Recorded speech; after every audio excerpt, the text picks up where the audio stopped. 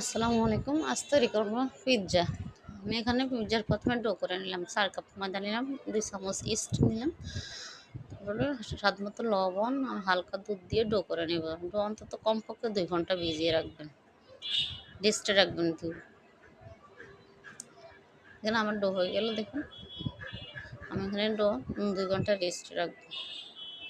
যে wrapping paper দিয়ে মুড়িয়ে রাখবো যাতে বাতাস ভিতরে না প্রবেশ করে।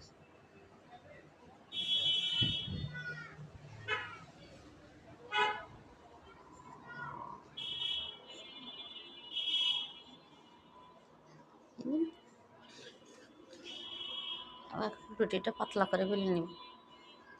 এভাবে চামচ দিয়ে দিব তো সসটা ভিতরে ঢোকে। তারপরে দিলাম মোজারেলা চিজ,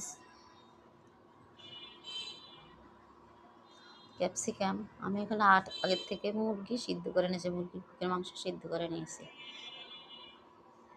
দিলাম পেঁয়াজ, আবার উপর থেকে দিলাম আবার মোজারেলা চিজ, অরিগানো দিয়ে 20 মিনিট বেক করে নেব। হয়ে গেল আমার